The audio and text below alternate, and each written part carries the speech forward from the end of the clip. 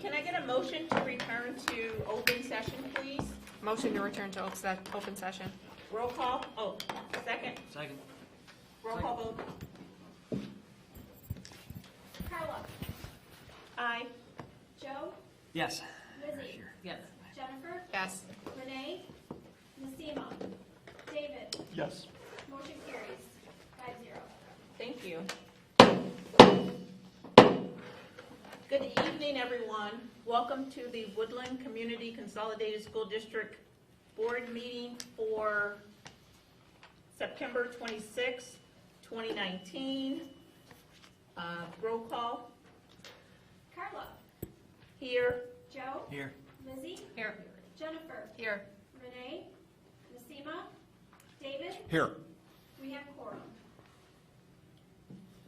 Okay, opening ceremony. Do we have someone here?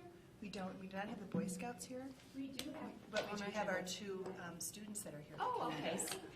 So, do you want to introduce them? Mr. Wahlberg introduce them? Oh, okay. This is Yajin Pasha and this is Mallory Combs.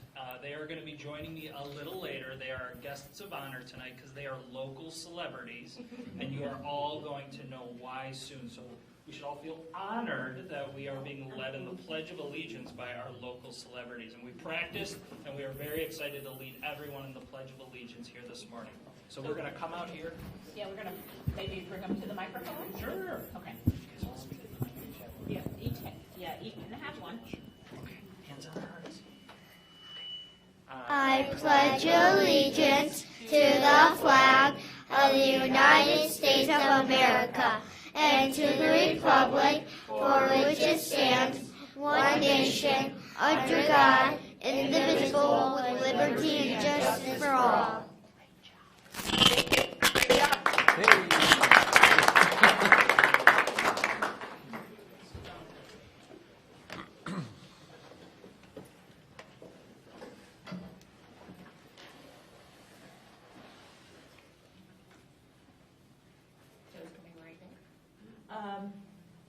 Can I get a move to approve the agenda as presented?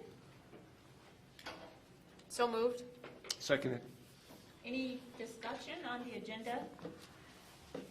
Did you, I thought? No. Okay, we're good? Okay. Okay, so any further discussion? Roll call vote. Joe, Yes. Lizzie, Yes. Jennifer, Yes. Renee, Nasima, David, Yes. and Carla. Aye. Motion carries 5-0. Thank you. Next up, we have the superintendent showcase, the Inchi the bookworm vending machine. Yes, Is that a presentation? it is going to be, yes. Okay. So I'm going to hand this over to Dr. Wahlberg, Mr. Wahlberg, and our, not yet, and our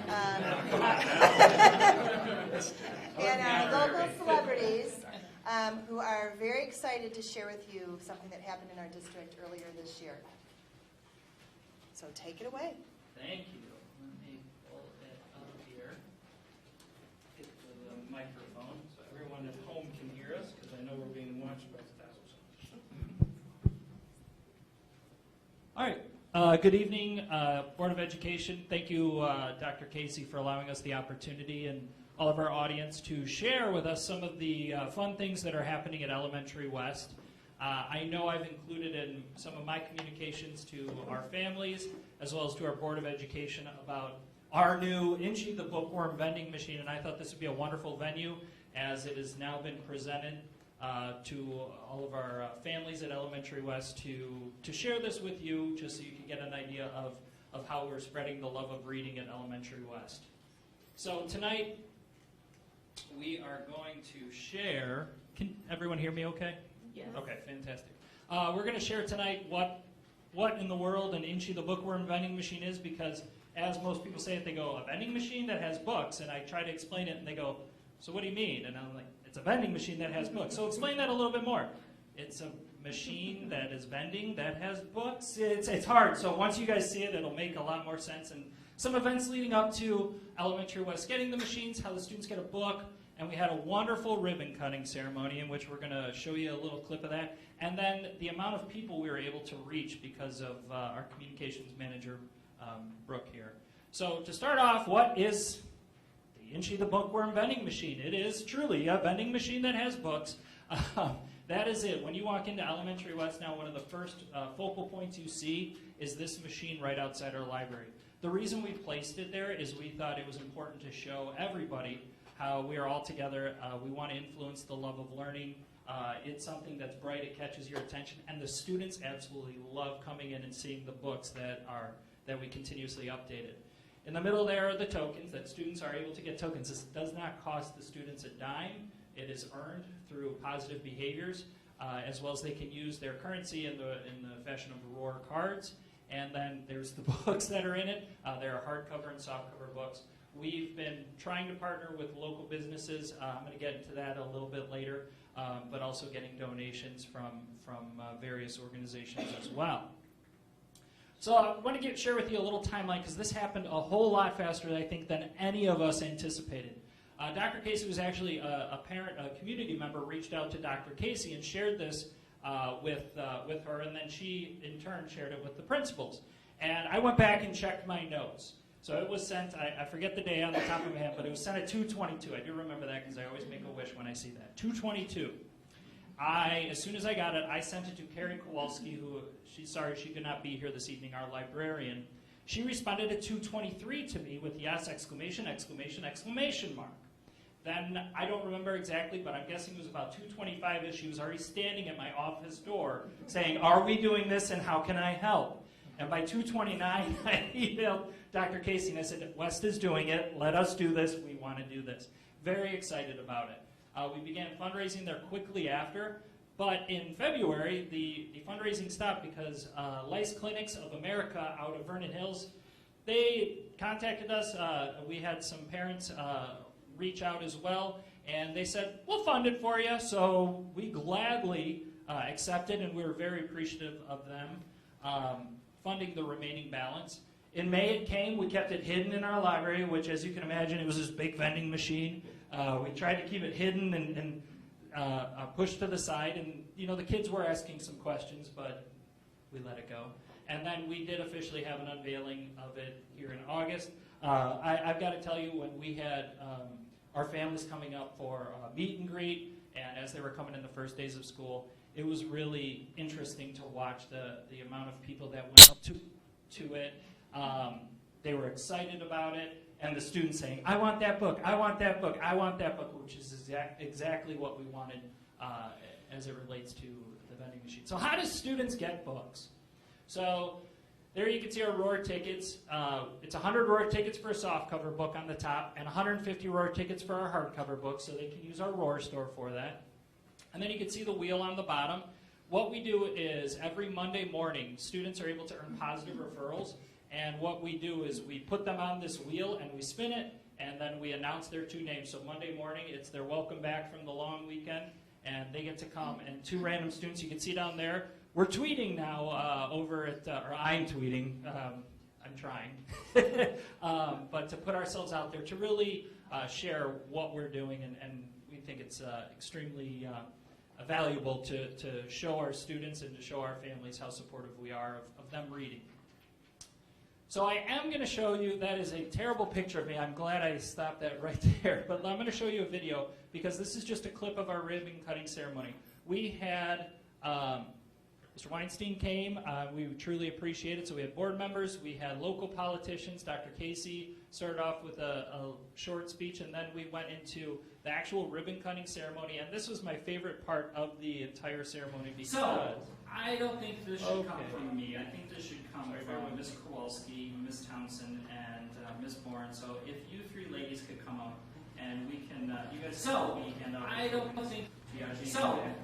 Mallory, who are going to be getting the first book out of the new interim vending machine. Oh, so Mallory and you guys come up here. Let's give them a round of applause. So first and foremost, we have the ceremonial scissors. And Wiley, I think you need to come over here and help with this. I'm not going to give them the scissors. Now, Wiley, remember how we hold scissors in our elementary building. There you go. So what's happening is we're bringing up. We are right now bringing up Miss Kowalski, and they're coming up. We have a vending machine. And I think this should come from Miss Kowalski, Miss Thompson, and Miss Bourne. So if you three ladies could come over, take the ribbon.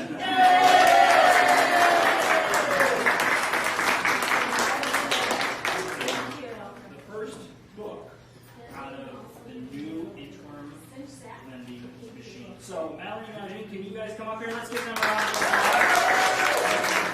So first and foremost, we have the ceremonial scissors. And Wiley, I think you need to come over here and help with this. I'm not going to give them the scissors. Now, Wiley, remember how we hold scissors in our elementary building. That is war behavior right there. I want to point that out. And then if you could open it up, I want to get out of the way. And give it a cut all the way up. Nope, you just have a 6, right? Okay, try it again. So take the ribbon.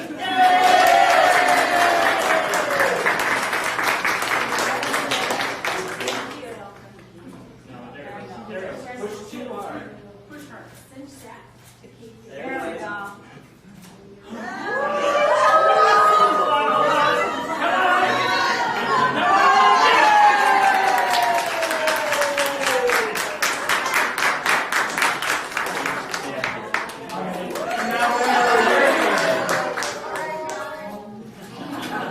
That is roar behavior right there. I want to point that out. Yes,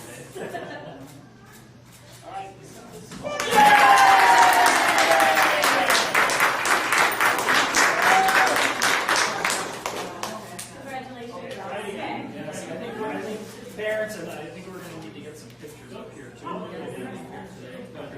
Girls, we really appreciate. There. Push too hard for getting our books. Can you guys give me a high five? There we go. All right, good job. Can you give me a small Ladies and gentlemen, can we go?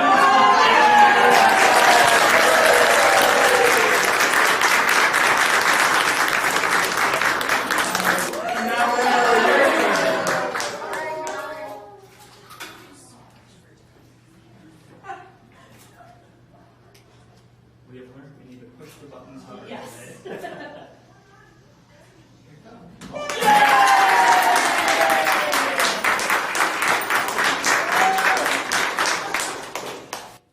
So, with that being said, some of you might have seen that before. We're going to talk a little bit about how we were able to get that out. But we do, like I said, have some local celebrities in the house today. So, Mallory and Yajing, if you guys can both come up here, can everyone give them a round of applause?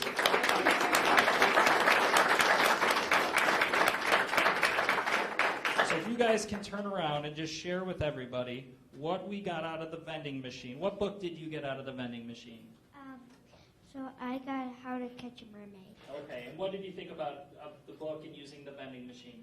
It was fun. It was fun. All right, fantastic. And Mallory, what did you get? And I did. I done the rock stuff. Okay, and did you find it fun using the vending machine as well? Yeah. And actually, before the board meeting started, the girls were sitting here. Actually, they were reading it to me. We were trying to figure out how to catch a mermaid. So it was fun, but it's also another something that I think should be noted is how fun this is for the students. That rather than bringing home, my son brought home the other day a pencil, which was great. We like getting pencils, right?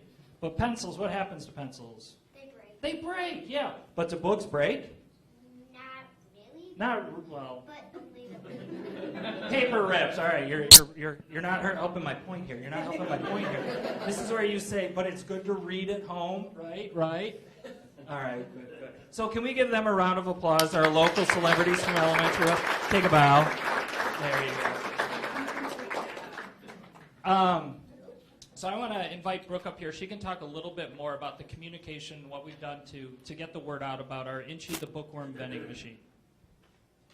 Okay, so this event was just great. And it was all the cute you could possibly need, and it was a story we believed in from the very beginning. We knew that this was important to share with the community. And so we made sure to invite as many people as we could, and not just an invitation, but personal phone calls to say, hey, we really want you to be here. You know, we invited the executive director of the library, and we just wanted to make sure we had a lot of people to come cheer on the girls. And then we also reached out to the media because we thought this was a great story and that they'd be interested in coming and covering it too. And we were successful in getting some of our media partners to come to the event, but not everybody can make it because, you know, the way media is these days, the staffs are cut short and the reporters are being asked to do a lot more. And they can't always attend events. And so when I was talking to some of our media partners, I said, you know, what if we put it live on Facebook? So that way, if you can't attend, at least you can watch it and do your report from there. And then we knew that that would help for any parents or other community members to see what we did that day. And so I didn't tell Ryan that we were going live on Facebook because I didn't want him to think about it or be nervous about it. We had all of the excitement we needed right there in that room. But we did go live on Facebook. And we reached more than 50,000 people. So while you guys were getting your books, there was tons of people that weren't even there that were watching you on TV. And so that's very exciting. The video itself was viewed more than 30,000 times.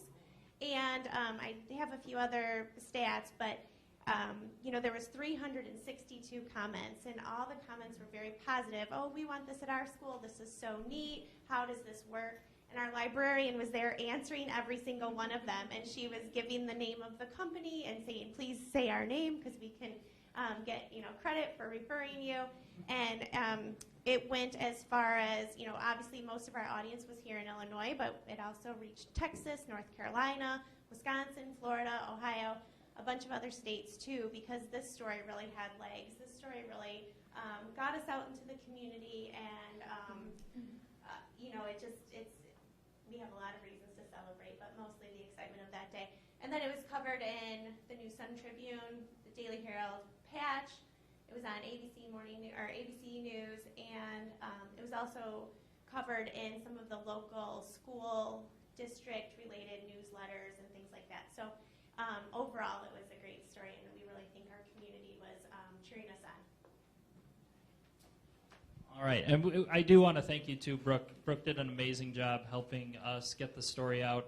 We were very excited and passionate about it, but yes, I didn't know we were on Facebook Live, and I'm glad I didn't because I was nervous about it to begin with because I was so excited for you two getting your books and hoping that everything was going to go smooth. And when that first token went in and that book took longer than it needed to come out, Mr. Wahlberg's heart went up into my throat, right, Yajing? We were a little nervous, weren't we?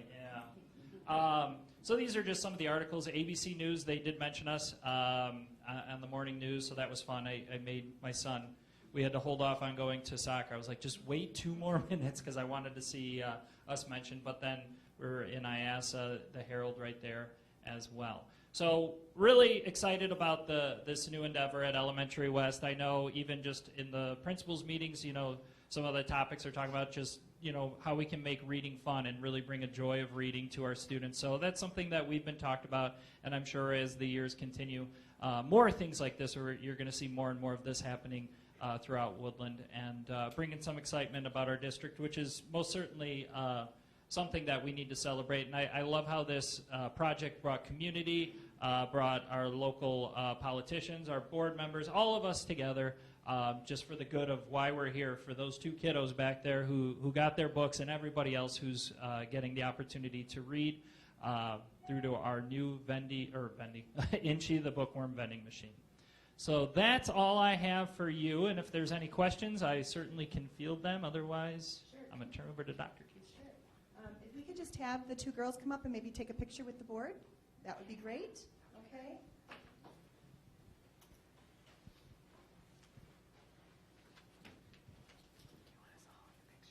Sure, yeah. I guess we're all going. Behind you, is that okay? That way you get visible.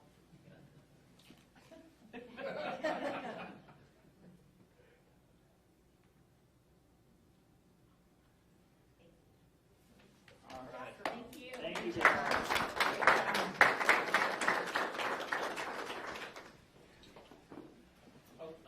there any questions? Questions, board members? We'll give the people a chance to be seated. Any questions? Nope, thank you. Great job.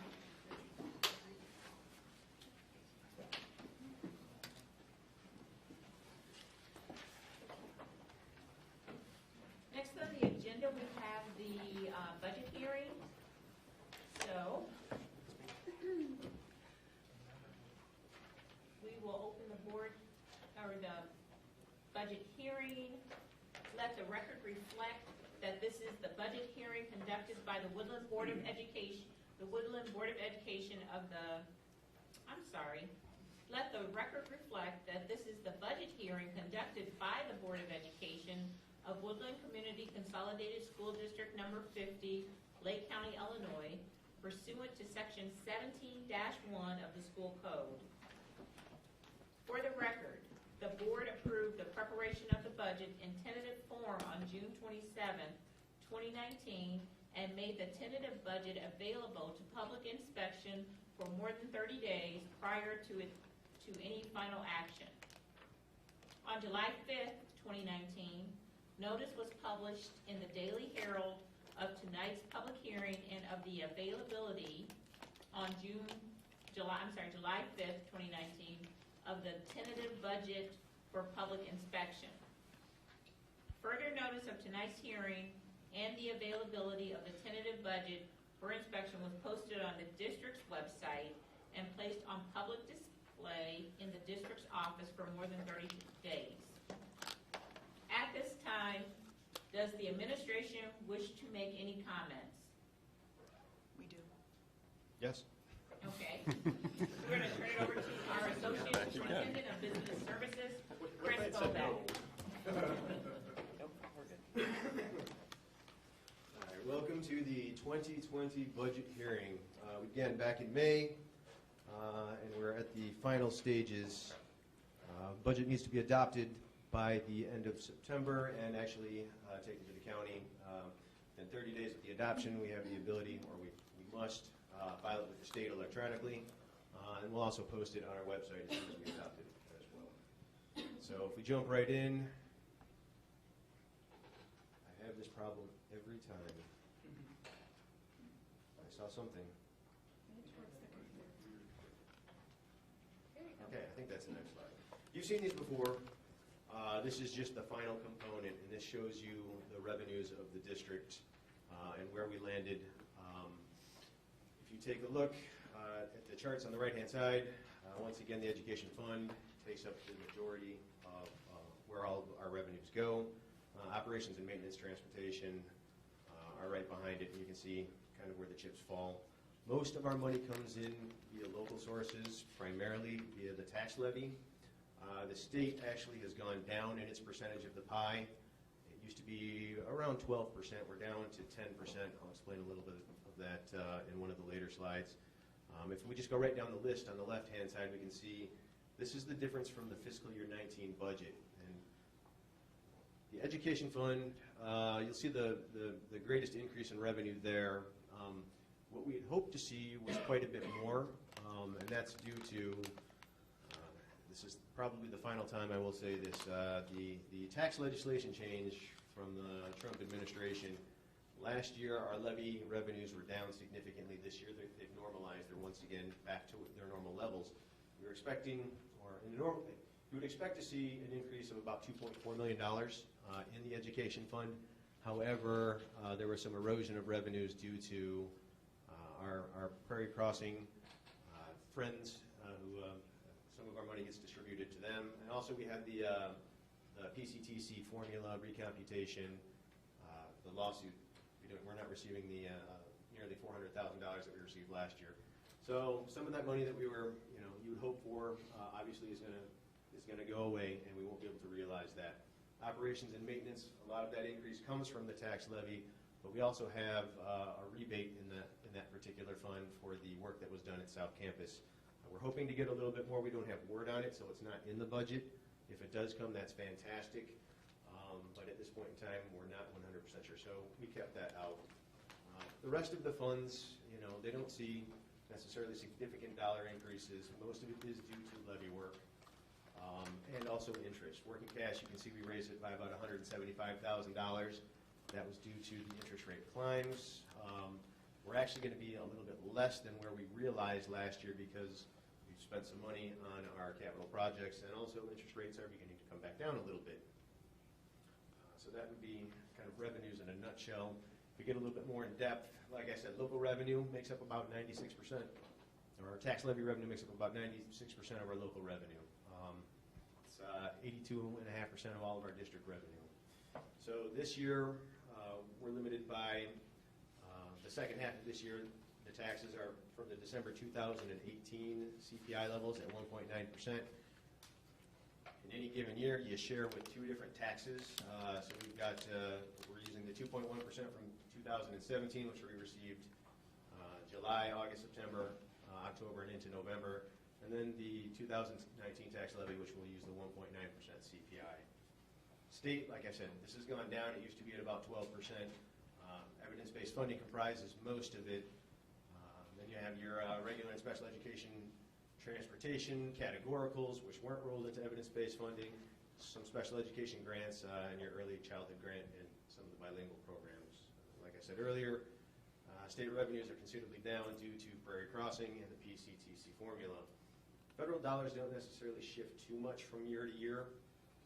The majority of that is to support our breakfast and lunch program, which is the National School Lunch Program. Also, another large share of that is the IDEA grants for our kindergarten and preschool, and then our title grants as well. Now, interfund transfers, interestingly enough, with the Illinois Program Accounting Manual, and even when you enter them into the system, it actually counts transfers as revenue. I like to take that out as revenue because it's not additional money coming in from the outside. It's existing money that we're just shifting from side to side, and it doesn't give you a true picture of what your finances are actually going to be at the end of the actual budget cycle.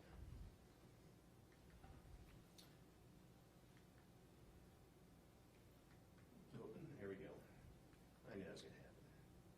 All right, here's the charter school. We'll go through this just a little bit. This is part of ESSA, and this is part of our evidence-based funding and where our adequacy is. Last year we were at 81% of final adequacy. This year we're at 84%. That means that if you take what is the ideal school, the amount of revenue that we're receiving right now overall, we're 16% shy of that 100% mark. So we're receiving 84% of what we, if we were the ideal school, not that we're not the ideal school, but whatever the state has come up with, we're at 84%. That gives us a Tier 2 designation. We've actually, with this designation, have received $208,978 in additional overall funding. Now, the overall funding is not only us, but it's also Prairie Crossing. When we go ahead and apply the formula for Prairie Crossing, you'll see that they're going to be receiving an additional $547,000 of this money, which means that we are going to be receiving about $312,000, $313,000 less than we were last year. So the hold harmless on districts that state that you are not going to be receiving less money in a given year does not hold true for schools with state authorized charter schools. We're actually below the level that we were at last year as well. So we're back down to year one based on these levels. And you can see the flip too on the right-hand side of the screen. I don't know. I do have a pointer. You can see fiscal year 19. Prairie Crossing share was about $4.7 million to our $5.5 million. Now Prairie Crossing has the $5.3 million to our $5.2 million. So they have taken over in terms of what state funding is. When you see 50... But they're not held accountable for any of the new formula. They're not held accountable for a lot of things. Right. So, yeah. And they're holding us accountable, but the money we get for being a diverse school district and having the right programs ends up going to Prairie Crossing, even though they're not held accountable to the same standard. Correct. The impetus behind evidence-based funding is that they take a look at your demographics and what your needs are, and and they fund to your demographics. They look at the total demographics, us and Prairie Crossing. Our demographics are clearly more diverse than that of Prairie Crossing, but because everything is looked at as one whole, They benefit. They get the benefit, which obviously takes away from us. These levels that they receive, it's just above 50% here. However, with evidence-based funding, and I know I've said this before, with evidence-based funding, they rolled in some of the categoricals that are strictly woodland dollars. So it's a little bit deceptive to say that they're getting a little bit more than 50%. They're actually getting right around 70% of what our general state aid dollars used to be. So it's been a problem, and we're still trying to address it. So what about articles about that? I think we need new articles. Okay, we'll move on to expenditures now. These are expenditures against last year's budget. You can see budgeted difference in the education fund of about $1.3 million compared to last year. Some of that's due to a reduction of FTE. Some of it's due to retirees. Some of it's due to last year we did have a fairly significant curriculum adoption that we don't have this year. So those dollars are down compared to what last year's budget was. Operations and maintenance is up by a tick. Debt service is down. The payments going out are less than what they have been in the past, and they're actually going to stabilize right around this level. Transportation is up. This is the first year of the new Bell schedule change, so this is going to be kind of our test year. We're going to see where everything falls after this, but we think we have a fairly good amount in there for what the change in transportation is going to be. And then IMRF and TOR are relatively stable. When you look at expenses, once again, just like revenues, most of it goes into the education fund. And then you follow it up with your operations and maintenance and your transportation. And for us, it would be debt service as well. Salaries and benefits. This is, oops, sorry. That's not the laser pointer.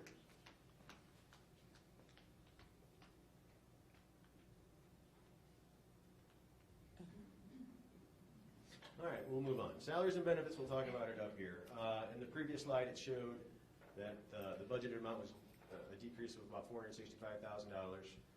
That was towards last year's budget. Actually, we're going to be increasing it by about $514,000, which is not too bad considering the 860 employees that we do have in the district. Like I said, there were some retirements, and we have less staff than we had last year, so that actually helped keep this expense down. Purchase services, your larger purchase services are going to be part of your insurance program, your workers' compensation, your food service, your bus leases, which remain kind of flat as well. Then your transportation and your custodial cleaning. There's not too much changes in terms of purchase services. Supplies and equipment, those are this year attributable to a smaller list of summer projects. And like I said earlier, we don't have that curriculum adoption that we did have last year. Capital projects were actually down from last year. We were at 5.1 million, now we're at 4.6. And then you have debt service I spoke about a little bit earlier. And then the other we actually had to increase. Most of that is tuition, just based on the district's use of a cooperative and certain things that are happening there. We're anticipating potentially shifting some money over to a different portion of that budget, just to be on the safe side.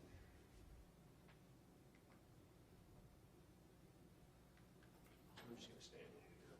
You've seen this before. It hasn't changed at all. It's our capital projects plan. This was created several years ago. We've completed now our engineering work. We're done with it.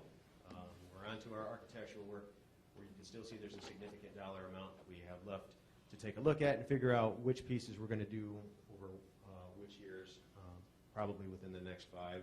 Also up here in the left-hand corner, we've got some significant work. A lot of that will be asphalt. Parking lots are very, very expensive, and parking lots like to deteriorate.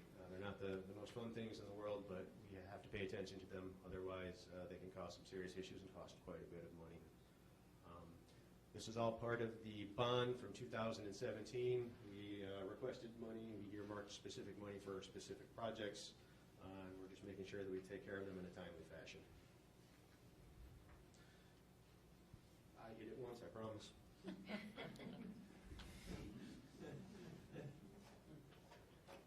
Maybe I'll stand over here by the computer and just.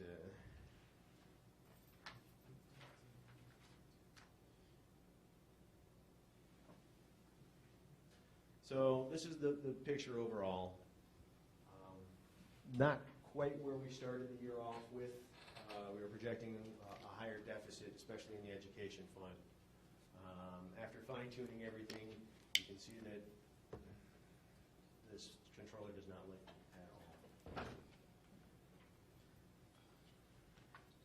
Thank you, Laura. Yeah, you can see that we're still running a deficit. I think earlier there we projected somewhere around 1.2 million. It's down to $236,000. Remember, there is some extra dollars in there for what potentially might happen with our tuition costs. Transportation will be the only other operating fund where you can see a deficit. That's a planned deficit. You can see that last year we had a bit of a surplus. Their fund balance is at 73.4%. So we can go ahead and take a little bit of a loss in the transportation fund based off of what we gained last year. Overall, you'll see it's a $4.972 million loss. A lot of that is going to be due to $4.6 million worth of capital projects, and then also our one-to-one leases with the Chromebooks for $590,000. This leaves our fund balance, our overall fund balance, at 60.5%, but quite a bit of that is in working cash, and quite a bit of that is already earmarked to be spent. If you look at our fund balances in each category, you can see it's only the tort fund where we're below the 25%. We're probably just going to keep it around that. There's no need to keep it any higher than that. We put money in there. We have a small portion of it that goes towards workers' compensation just so the tort fund doesn't sunset on us, just in case in the future we might need it. So obviously the goal, especially my goal, is to balance the budget. We're not there. We're not there yet. We're getting closer. We're closer than we were last year. And we're going to continue to look at it using kind of the same strategy. You always want to look at the needs of the staff, especially with those retiring positions. You look at all of the contracts that you have. Is there anywhere where you can make a reduction in contract? I know we had just done one of our copy leases, and we have another one coming up where we had some significant savings. So we're hoping to have the same savings again once we have the copy leases come out. Bus lease, unfortunately, preliminarily looks like it's going to go up, and it's going to go up significantly. I will explain a little bit more of that later in the year when it's time to talk about bus leases. And then charter funding legislation. Quite frankly, that would take care of everything. If something were to be passed or something were to happen where perhaps the money came off the top to fund the charter school instead of coming 100% from Woodland School District 50, that would be a landfall win for the district. And I look forward to that day when it does happen, because it will happen.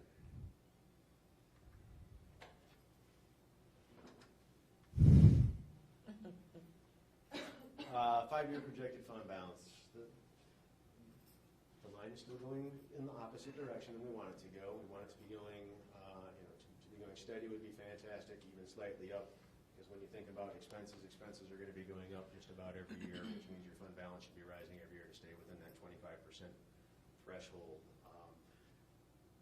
Earlier in the year, we were looking at possibly a break in our 25% threshold in 2021, between 2021 and 2022. Now we're extended out to 2024, which gives us a little time to go ahead and make sure that we look long-term about solutions, and we try to find those solutions just so we can make sure that we're viable from now into perpetuity.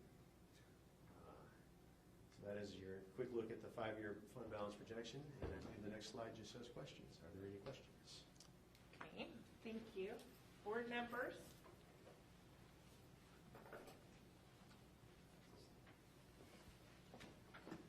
Are there any questions from members of the Board of Education?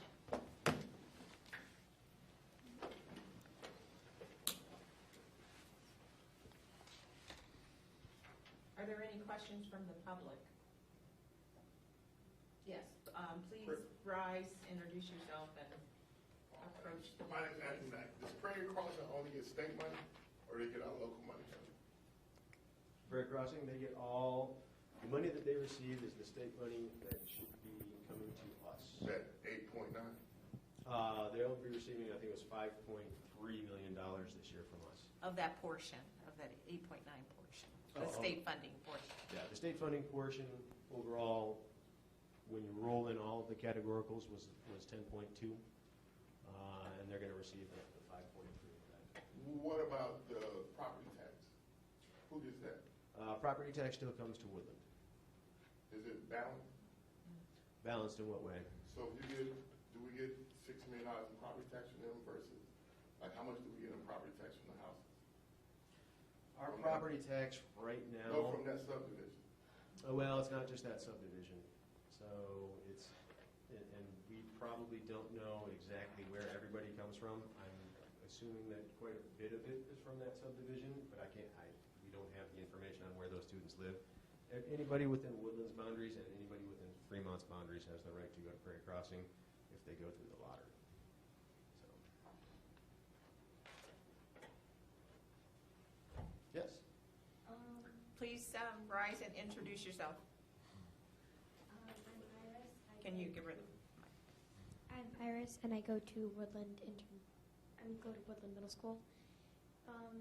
And most of the teachers, well, all the teachers have smart boards, and I was thinking maybe that might cost a little less if we sell the smart boards and just use the normal boards, because those seem a lot easier to use. You're hired. Yeah. Thank you for that. Appreciate the question. Yeah, thank you. Any further questions from the public? I have a couple of questions. Oh, you missed your opportunity, sir. I was sitting back down, and my foot fell asleep in the middle of the presentation. So in looking at your presentation, the FY19 budget, according to the chart on one of the slides, is 93, and I'm just wondering because the FY20 tentative budget expenditure is 93, but over on the other slide, it's 90,642,000. So I'm just trying to square up like my understanding of this. Can you tell me? Can you explain that? You're looking at expenditures?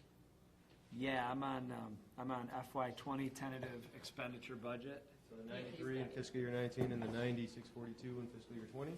Yeah, so this is 93. And then on the next slide, that's fiscal year 19. And then on the next slide, it's, nope. Oh, I see what you're saying. See what I'm saying? Yeah, it's 93. So I'm just wondering, just so I have the number straight, is that the fiscal year tentative expenditure budget for FY19? Oh, the 93, 36, 334, yeah, that was fiscal year 19. Okay. And then, so my next question is, in terms of what about this budget gives you hope? Like, what about it looking forward?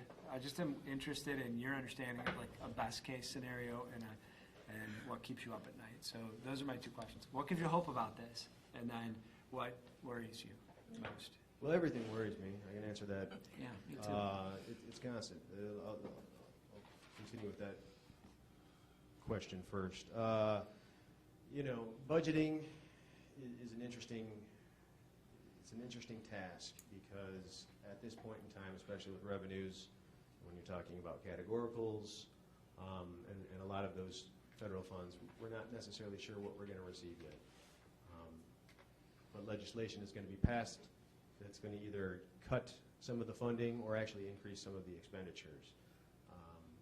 When we talk about things like what's happening, and I can give you an example of this in a previous district, with our outplacement program. I had a year where it went up by 50%, and that was just not anticipated. You can't anticipate something like that. You can't anticipate people moving into the district. You try to make the budget as close to possible as where you think it's going to be without adding a lot of money, because if you add quite a bit of money and then the budget comes in much less at the end, people are questioning why you had that much money in there and what are you doing with the budget. So it's a it's kind of an odd thing to have to do with limited information in some cases. Positively, I can tell you that, you know, what I spoke about a little bit earlier is that it is moving in the right direction. That is definitely a good thing.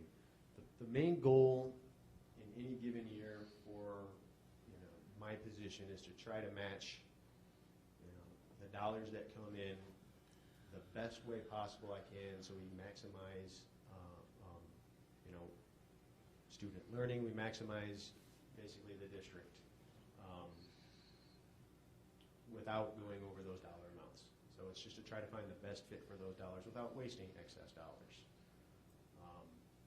The dream, if I knew this was going to happen forever, would be that all of the revenues match all of the expenditures, and we were doing a fantastic job of budgeting.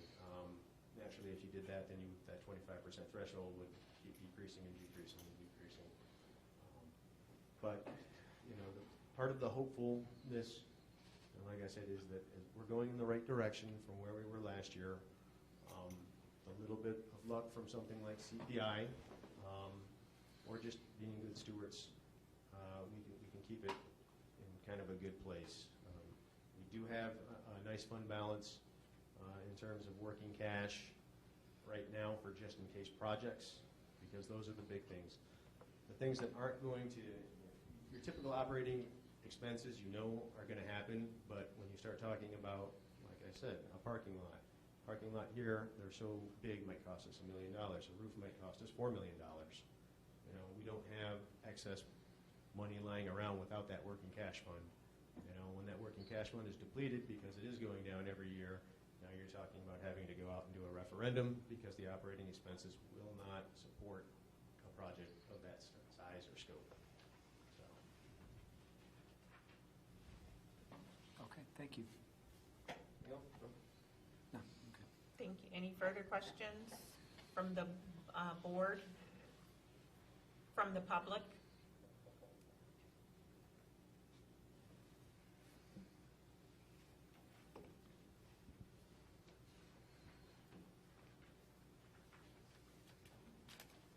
Okay. Hearing no further questions, can I have a motion to close the public hearing on the budget? All in favor? Aye. Aye. Opposed?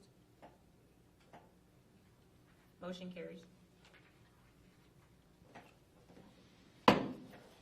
Budget hearing is closed. Let's move forward with the agenda. Next on the agenda, we have citizen statements. Is there anyone signed up for citizen statements? Yes.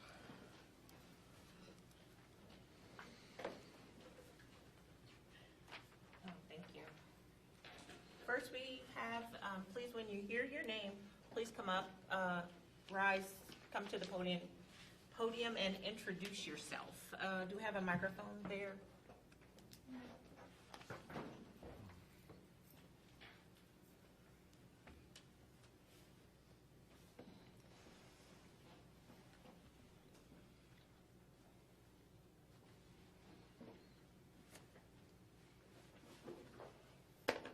Thank you. First up, we have Anthony Knight. Please come forward. My name is Anthony Knight. I teach at Woodland Middle School. I've been there 14 Please years this year. speak into the microphone. We have. Okay. We're Can you hear me? recording. Yes. And so I was at curriculum night at Woodland and noticed something. Start asking around, did some investigating, and that's what led me to come to this meeting and also sending out a few emails to other people. So I wrote this letter to be concise and keep it constricted to what I want to say. So I write, Dear Board members and administrators, I come to make a request that I would like our board and administrators to implement immediately. My request is this, moving forward and coming from the top, that we have a uniform expectation that all teachers who teach reading as part of their curriculum include people of color in their reading. This means merely having a couple. This means not merely having a couple of characters of color, but also authors of color, stories primarily about people of color. This especially applies to lit classes and the novels they use. I recently became aware that our teachers that have taught for years in our district have not taught novels that include any people of color, even though class sets are available. It is not possible to be effective in teaching diversity if we do not allow or mandate people of color in the heart of our curriculum. Teachers have some say about which novels to use and do not include us. Hence, they are not emphasizing the diversity, but instead missing a crucial opportunity. In addition, I beseech the board to revamp the curriculum to include people of color across all classes. I've been working here 14 years, and I have been the only black male for 12 of those years. During that time, we seem to struggle to hire African Americans, although we would like to, and especially African American males. As wonderful as some of our teachers are, teaching about people of color and diversity is dramatically less impactful when there are literally none in the building. I strongly recommend that our district makes changes quickly, because every day we open our doors and do not teach about diversity, we're committing small acts of terrorism on our children and community, whether we realize it or not. We do not allow others to recognize the struggle, plight, and successes of non-Euro-Americans. Our schools frequently recognize white accomplishments, struggles, and plight. We visit the Holocaust Museum, we stay home for white holidays, we read and praise white authors, we recognize white scientists, historians, and mathematicians, and victories, all while not recognizing others to an equal degree. And this is not because there aren't any, it is because we do not make enough of a priority to make this change. Brown versus Board of Education was in 1954, and we're still struggling with full integration. We need color on the walls, in the curriculum, and in the halls. If we choose to be honest with ourselves, these are not insurmountable tasks. We just need to decide and mandate that we make these changes and put our money and resources where our mouth is. This is an area in which we can become leaders and role models in our community, where people can talk about how Woodland put all their children and the entire community first and prioritize diversity, acceptance, and inclusion. The entire community first, children, hold on, I made a mistake. We just need to mandate that we make these changes and put our money where our mouth is. This is an area in which we can become leaders, role models in our community, where people can talk about how Woodland put all their children and the entire community first and prioritize diversity, acceptance, and inclusion over ego, tradition, and fear. This will be a reputation that will not only do great things for our district, but our families, and most of all, our children. That's a reputation I'll be proud to have. In relation to race, other issues like sexual identity, special education, and gender inequality seem to be moving forward in education. Meanwhile, people of color achievements have stalled at open doors. These are a part of full inclusion. Please understand that this cannot be done on a personal level, but it's done on a structural level. Here are some key examples I humbly think we do not recognize at our school. 8th grade, social studies. The struggle of Euro-Americans made for the 13th, 14th, 15th Amendment to be passed. 7th grade, the 400th anniversary this year of slavery and the ebb and flows our countries have made since then. Teaching Native Americans were protecting their property in person. 6th grade, the African is the original man and author of all educated disciplines. Lastly, but not least, I would like us to evaluate our mindset as we have as Woodland family that got us to this point, and how welcoming we are and not respond to the challenge of full inclusion, and honestly own how aggressive we are about full inclusion. That's it. Thank you. Thank you very much.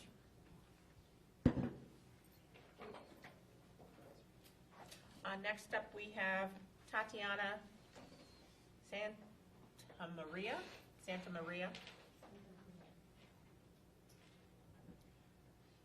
Thank you. Good evening, Superintendent and all board members and all people who are present here.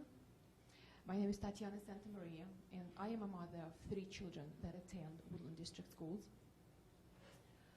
While we are very grateful, our community is very grateful that you finally decided to write to parents to Woodland the letter of communication about ethylene oxide, safety issues and health crisis that our children and adults go through. The letter that you sent to us is missing a few items and is inaccurate in some aspects. So first of all, it is not true that Village of Gurnee that you're referring to entered into partnership with the City of Waukegan and Lake County Health Department. Last year, they did not. Mayor Christina Kovarik was begged by citizens of Gurnee for 5 months to test the air that we breathe, and she refused to do that. She was basically dragged into this air testing because Waukegan and Lake County Health Department decided to do this, so she had no choice. So before that, residents of Gurnee were begging her for 5 months, as I said, and she ignored our outcry. Second, while each facility of Medline and Vantage received 4 canisters each for air testing, Georgia have the same issues with their Sterigenics. They received 30 canisters around one facility. So our air testing is not done adequately. Also, you as school leaders do not need to wait, like your letter states, that you are waiting for the results from other agencies. You do not need to wait until that health risk assessment will come back. We adults know if actionable level allowed of ethylene oxide is 0.02 micrograms per cubic meter, then 1.28, 0.16, and 0.15, and this is public information, you all know these numbers, that were measured by Woodland Middle School is way above the allowable safe levels. So we adults here, all of us, are aware that our children sitting at their desks at their schools are breathing poisonous, toxic air and being poisoned. And we, as adults of school district, we should be doing something about this. Also, in this letter, I would like you to send another letter to us, to parents. I would like you to inform all parents about the levels of ETO registered by the Woodland Middle School, and I want you to include that this piece of information in your communication. Our children are being poisoned while being at school. And I think you are sitting on your hands. You can do more than you did. In your section that is called Next Steps, there is no next step. You again informing us what was the next step, not is, was the next step of Lake County Health Department, of another agency, but what is your step? What are you doing to protect our students? You have thousands of them. You are a very powerful community of educators. Your voice can be heard. You have more power than residents in a certain way. So I would like to know, are you planning to upgrade your air cleaning system? Are you planning to install ethylene oxide filters while you're waiting for the results for the assessment to come back? Because I know Georgia residents, they got it even before they began the testing. They just started the testing and they already upgraded their system. Why don't our children deserve the same treatment? So I would like to hear the answers for this. Thank you. Thank you. Next up, we have Tia Tanika. Pronounce your name for me, please, Tia. Yes, hi. My name is Tia Tanaka. I'm one of the parents of Woodland School District 50. Both of my kids go to the district. I have spoken to you about ethylene oxide in our air a few times. Thank you very much for sending the email to the parents. I just want to let the board know that neither myself nor my husband got the email. We get every other email from the schools, but not this one. So I don't know what happened, but I know of another few parents at least that haven't gotten it, and obviously I haven't started asking around. Just wanted to let you know that not every communication that you're sending is, getting through.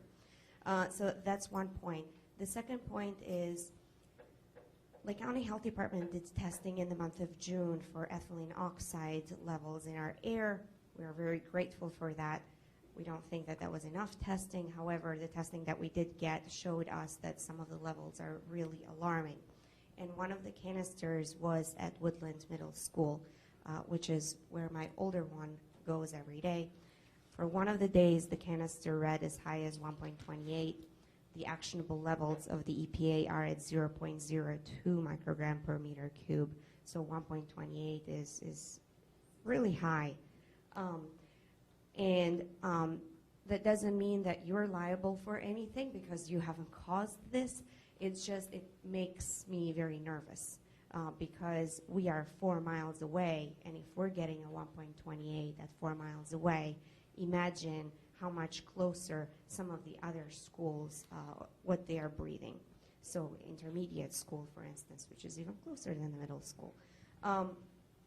So that's my second point. And then my third point is the town of Georgia, Smyrna in Georgia, state of Georgia, the school district there is installing filters in their, in their schools, filters specific for ethylene oxide. We don't know how well they work, but we would appreciate it if you guys did some research on these filters and what these other school districts have been doing to protect their kids. That would be one of the action items that I would ask you to please follow up on. They also are suspending recess outside for the kids.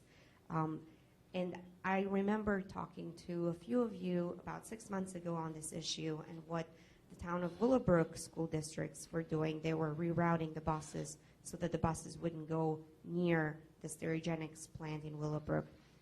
So my second ask of you is to please consider if we can reroute buses so that they're not going by Vantage, so that they're not going by Medline. Basically, the further out these kids are from there, the better. So 2 action items, please. One, to look up for filters of ethylene oxide that other school districts are putting in.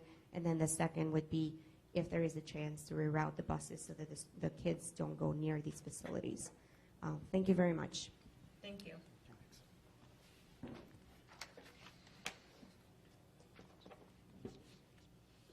Next up, we have the consent agenda.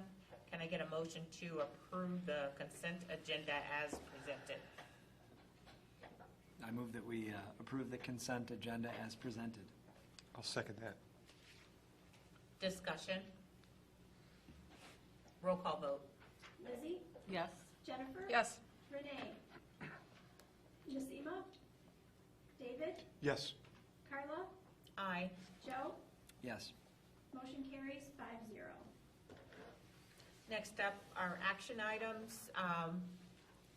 The first item is approval of the FY20 budget. You just heard the presentation from our Associate Superintendent, Chris Bobeck.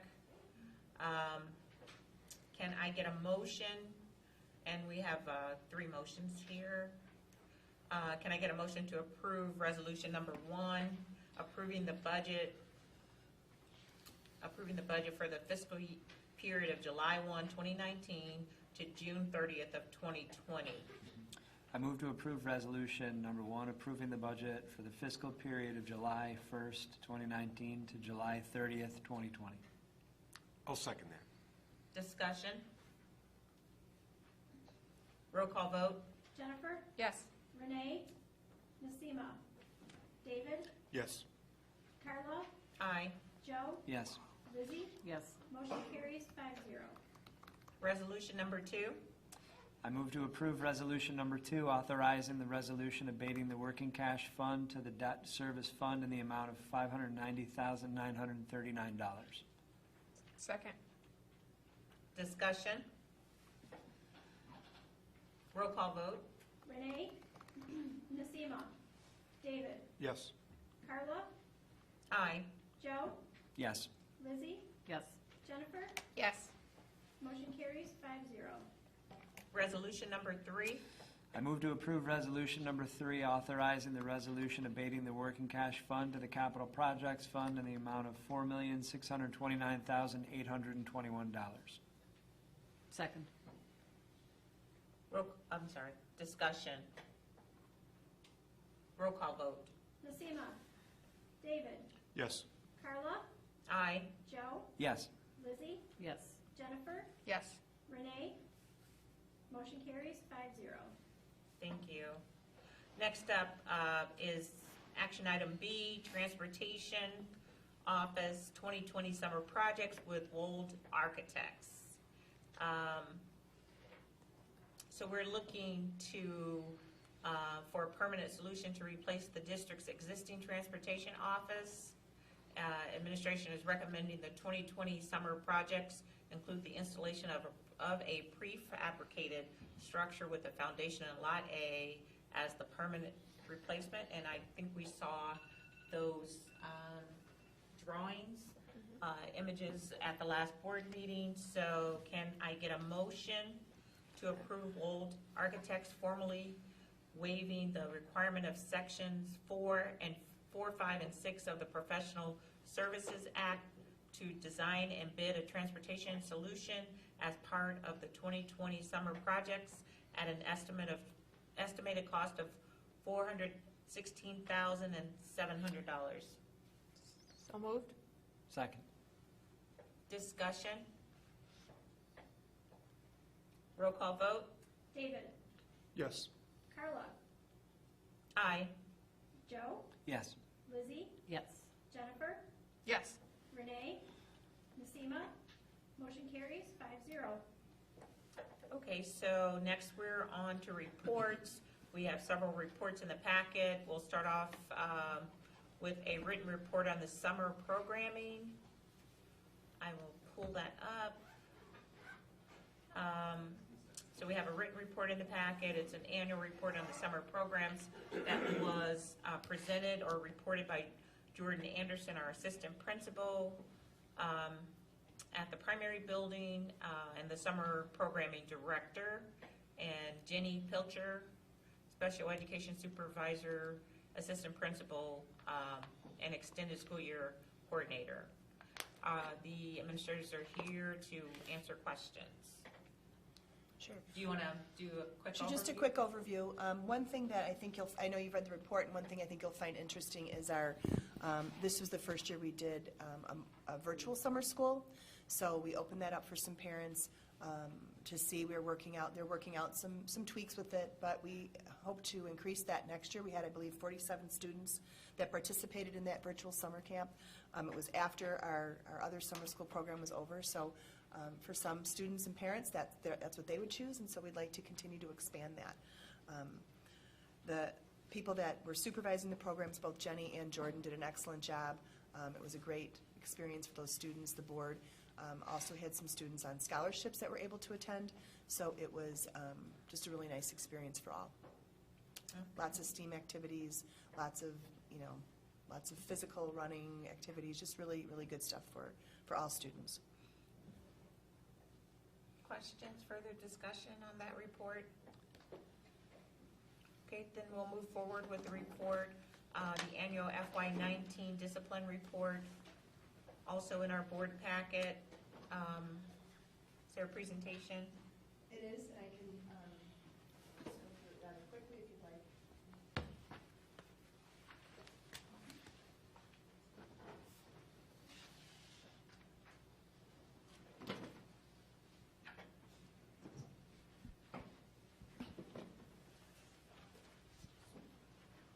Okay, good evening, everybody. In the board packet is a pretty long discipline report for this year with a lot of numbers and a lot of data and a lot of information. So I'm just going to go over some of the highlights for you. And I hope it works better than it. Oh. Wow. Quickest presentation ever. Okay.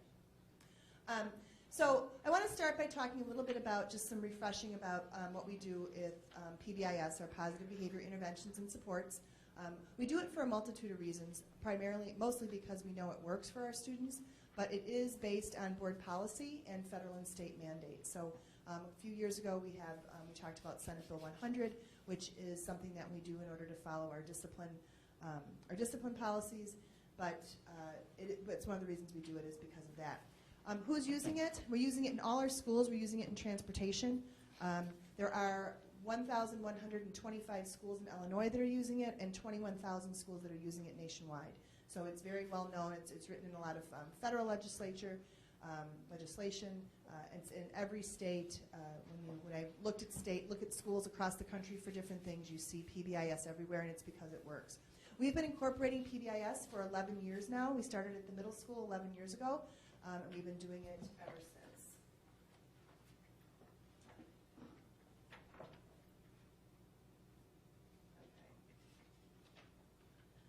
Okay, so why PBIS? Just like we teach academics and we teach reading and we teach writing, we teach behavior. So PBIS primarily really works with our students and helps them learn appropriate behavior. We reteach behavior for students and helps them learn that.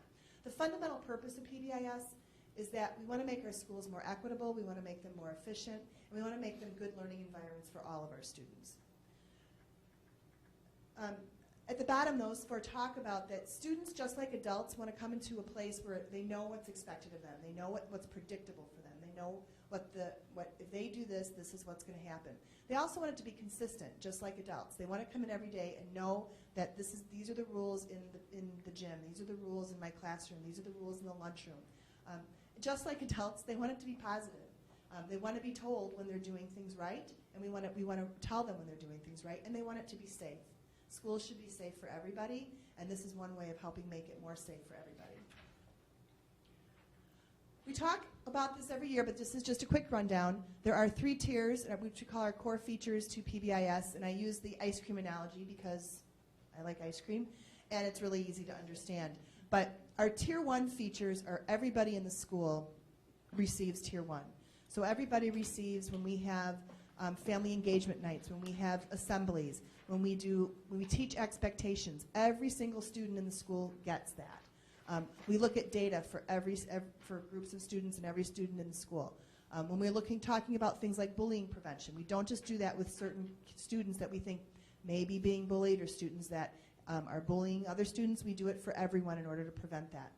Tier 2 gives a little more structure. That's not for every student. That's for students that may need a little more one-to-one with adults.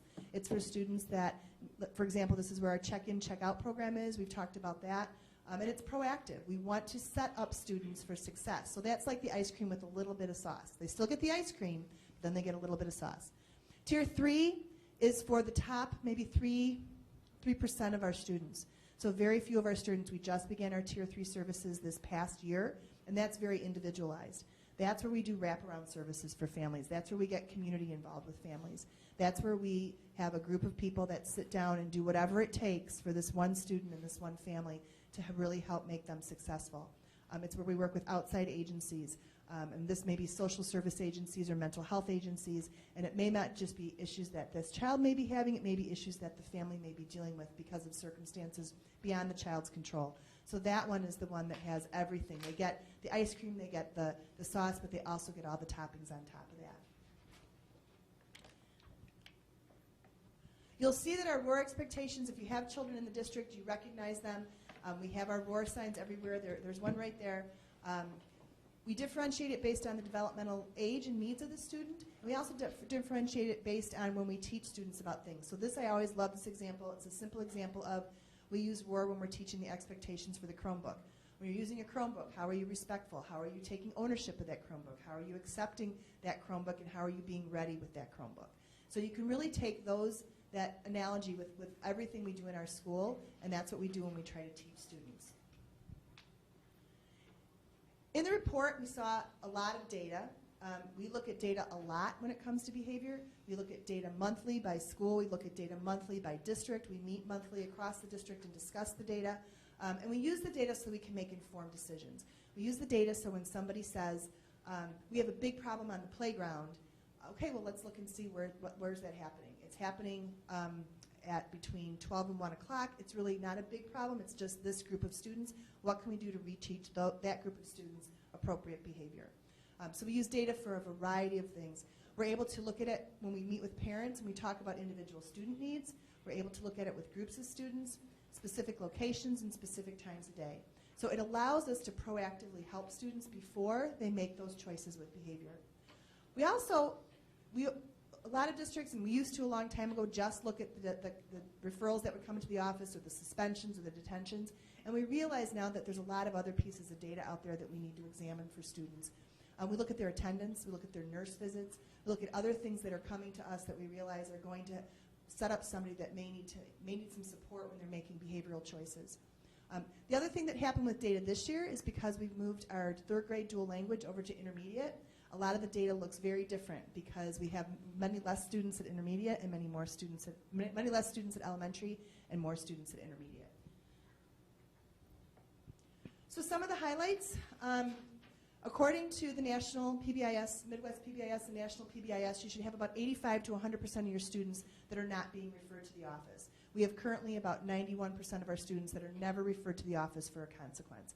And that to me says a lot. It says that our teachers are working really hard to support our students in the classroom. It says that our students are learning to make more appropriate choices for school. It's really become part of who we are. It's part of the Woodland culture. We have not expelled a student for years. And I truly believe part of it is because we're constantly focusing on what's right for students and how we can help them. The number of students referred overall is reduced from last year. And again, I said this previously, but the data over time allows us to proactively address rather than reactively address discipline. Some other highlights, and I won't go into specifics, but schools do a lot of parent and family nights. That's part of that Tier 1 that everybody can go to. But they've done some amazing nights where we've had 500 parents, 800 parents for bingo nights and neon lights nights. And, so lots of really, really nice family nights. Those are no cost to the parents. It's just something we want to come out and reteach those behaviors, reteach those ROAR, the ROAR acronym with the parents there and with the students there. It could just be a movie night, but it's something that we want to do together with families, and the schools have done a great job with that. Our disproportionality, as you know, is something that we look at very, very closely and very seriously. We are still disproportionate in our low socioeconomic status. So students that are from a low socioeconomic status, those we are still disproportionate with. So what does that tell us? That tells us that we continue to need to do work to help understand that they need more support. They need some more teaching. They need some more other support so they can make the right choices. Some good news, our Black non-Hispanic students and our Hispanic students are, well, it's not good news that they're still disproportionate, but those numbers are improving. I believe they are improving, and I'll talk to you a little bit later because of the equity work that we're doing in the district. It's something that we've known for a long time. Our district, like many districts, has had disproportionality when it comes to different areas of ethnicity, but we didn't quite know how to help fix that. And now I think with some of the equity work that we've been doing, we're definitely on the right track for that. We've also instituted restorative practices, which the board has heard about when our elementary staff presented last year. You'll see those numbers. Those went down. And I think it is a combination of using our PBIS ideals and also using restorative practices. Again, I think it's part of the solution. It's not the whole solution because we need to keep looking at it. And again, we always ask ourselves, are we satisfied with all the supports that our students are receiving? And we look at that all the time. There's some watch areas that I just wanted to bring to your attention that we are looking at. If you look at our data has very, very few numbers of students that are bullied. That doesn't mean that our students are not being bullied. There is bullying that occurs in schools, that occurs in our school, but if you look at the data, you wouldn't see that there. We look at other areas to see where that's occurring and how we can help with that. One, we use the Illinois Youth Survey, which is something that the middle school does every year. They do it, most school districts do it in Illinois. And that's where students self-report what's really going on from their vantage point in schools. We've added an anonymous tip line. We've had one at middle school. We're adding one to intermediate, so students can anonymously, through texting or through electronically report any of the bullying that's going on. But even though you may not see the numbers there, I want to assure you that we're still looking at that very carefully. Our staff has been trained that if they hear about it, if anything comes up with that, they're to report it immediately, so our administration can do a very thorough investigation if somebody's reporting that. We're also training our students that they can please tell us if they know what's going on with someone else. So those virtual reporting lines doesn't have to be just for themselves. It could be that I know this is going on with my friend. Can you please help my friend? Insubordination and disrespect, that's an area that we're looking at across the district. Our numbers are going up in that area. So again, hoping with restorative practices that will help. That helps rebuild those relationships, helps rebuild that respect for each other, but that's an area that's going up. And last but not, certainly not least, is vaping. A couple of years ago, we had concerns about vaping at the middle school. Now we have concerns about vaping at the middle school and the intermediate school. We are aware of it, we are watching it, and we are doing a lot proactively, but we're still in the investigate, like what else can we be doing for this? We've changed the consequences of what we do when we find out a student is vaping, so we try to make it more educational. So if a student is caught vaping, in the past it could have been that they were suspended or had a punitive consequence. They may have a punitive consequence, but along with that punitive consequence, we also have some other things we want them to learn from. So we may have them do a report on the dangers of vaping. We may have them watch a movie that our nurses and our health teachers have about here's what happens when you're vaping. So we're trying to do more educational pieces with our students, and the middle school health teachers are fantastic, the middle school administration, intermediate, and we're all trying to work together to say what else can we be doing. I talk to the high school a lot and ask them. They have the same significant problem we do, and so we're working with them, and if I said, please keep in contact with us if there's anything else that we should be doing. We're talking about having some of those kids come over and talk to our students, so they can talk to the high school students, can talk to our students about the dangers of vaping. So we really, it's not in here when it comes to data as much, but it's something that we're definitely aware of and we're watching. So recognition, PBIS does give out recognition, and 3 of our schools received gold status, and 2 of our schools received silver status. We are going to get to platinum status.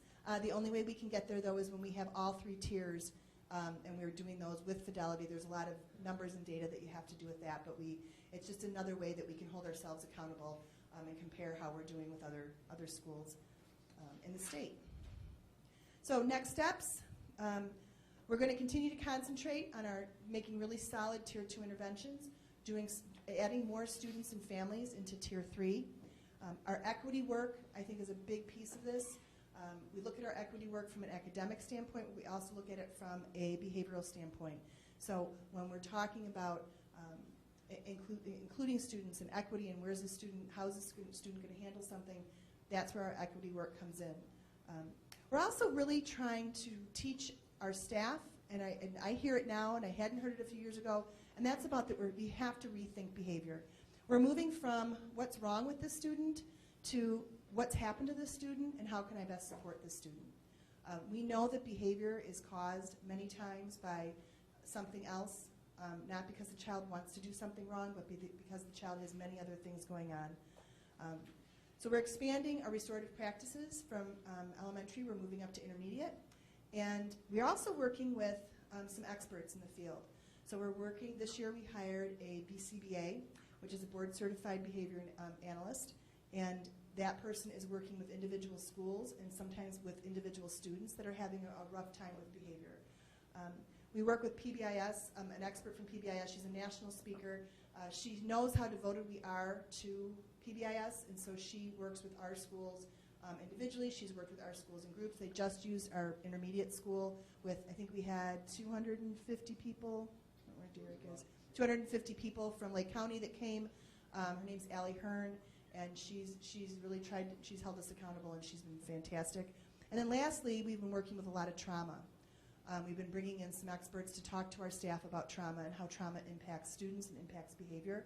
We have somebody coming to intermediate soon, but we've had him talk to other schools as well. So the conclusion, we're never done, and we never will be done. Our job is to teach appropriate behaviors. Our job is to keep students safe. Our job is to make sure that we know that students are different. We know that students need different things, and we know that different things work for different students. So our goal is to figure that out. Our goal is also to make sure that we're treating every student fairly, and that we're giving our teachers and our staff and our administrators the training and the resources they need to succeed. We need to continually train, and we will continually train our staff regarding subjectivity, equity, and bias. We're going to continue to delve into the data. And we know that the less time we spend on discipline, the more time we spend on academic achievement.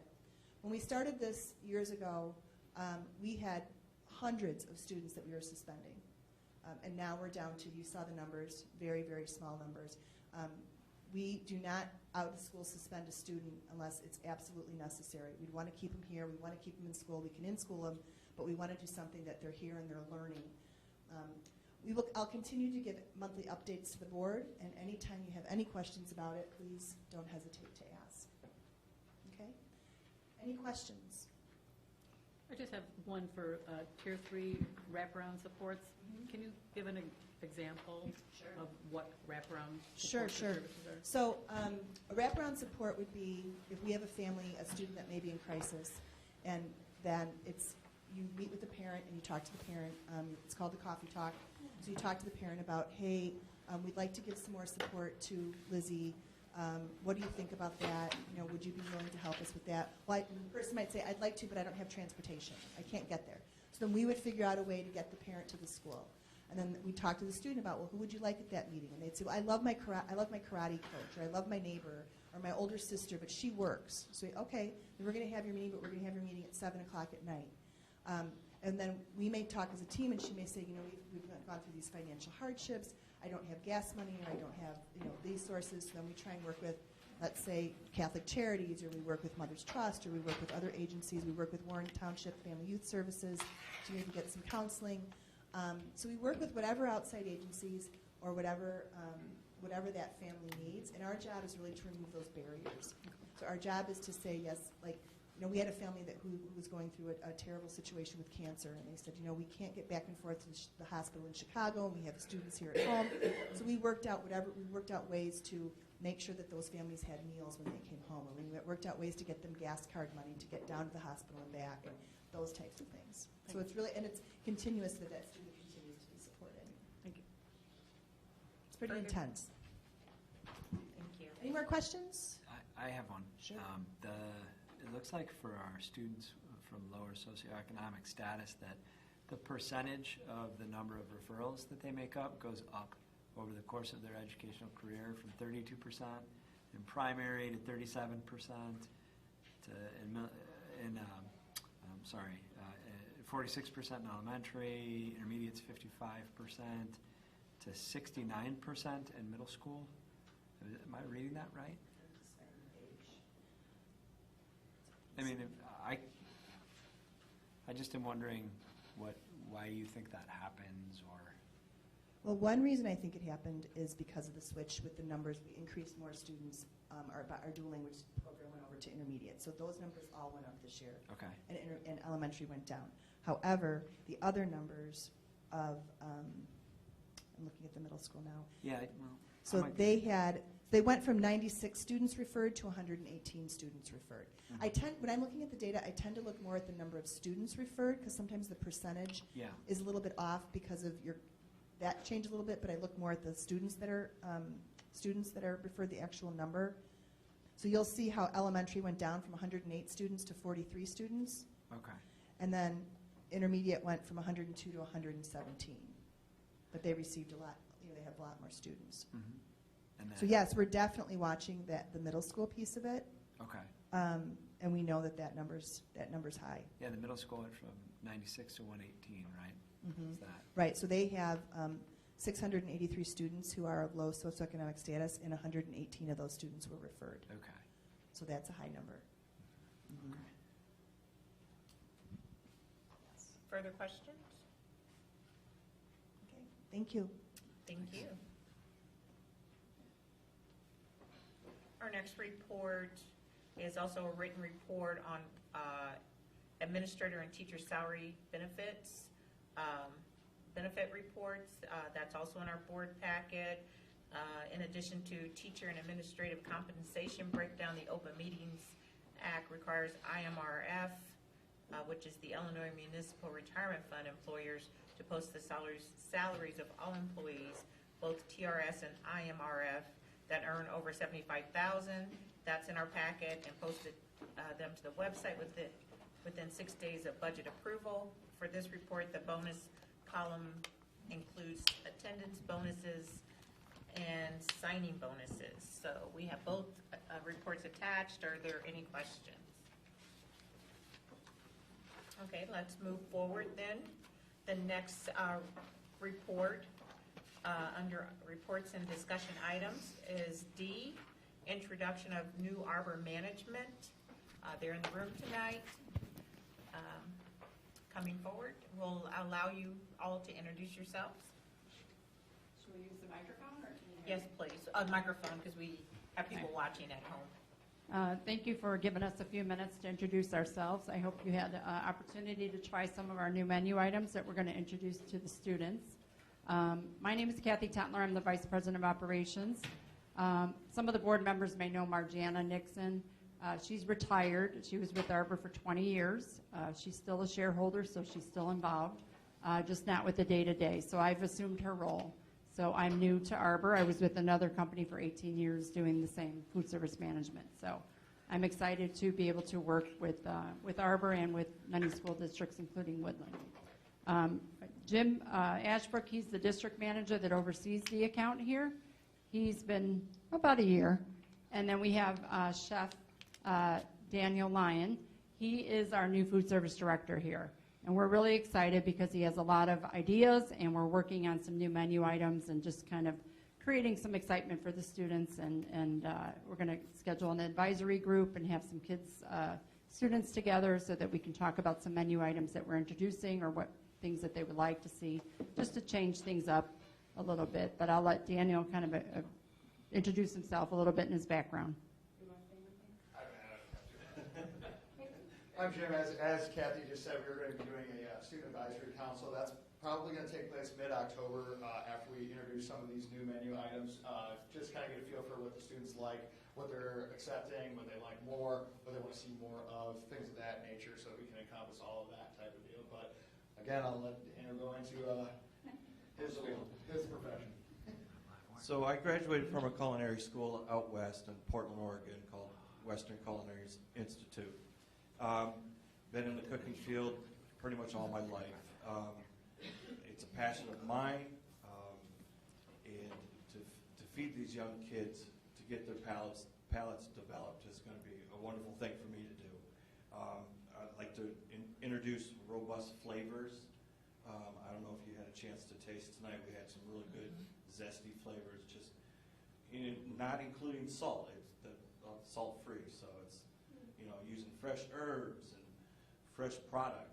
So that's my goal, is to get some freshness into the menu. Thank you. It was good. Great job. I enjoyed it. And we're going to leave that here, and if anybody wants any, or we can clean it up, I don't know. We'll be back tomorrow.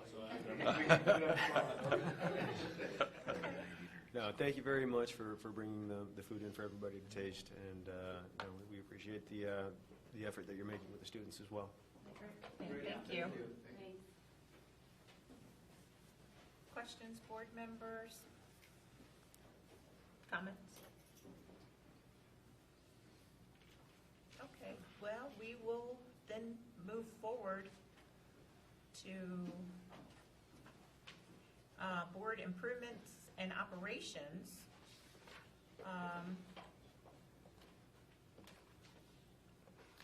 So first up is discussion of strategic plan community meeting. So we approved the 2018-2023 strategic plan back on February 22nd of 2018 to keep the stakeholders abreast of initiatives that have been accomplished.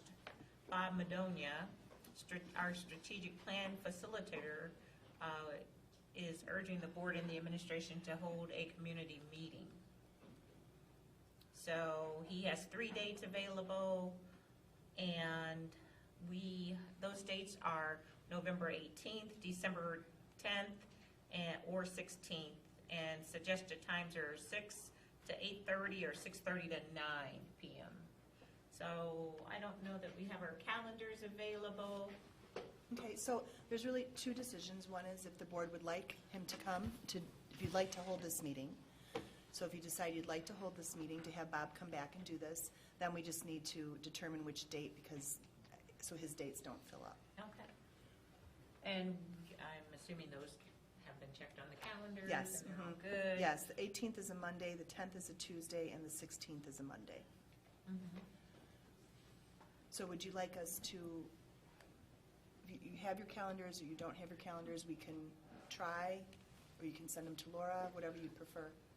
So what do you guys prefer? I mean, if you guys have some dates that you know we need to stay away from, then we can say that tonight.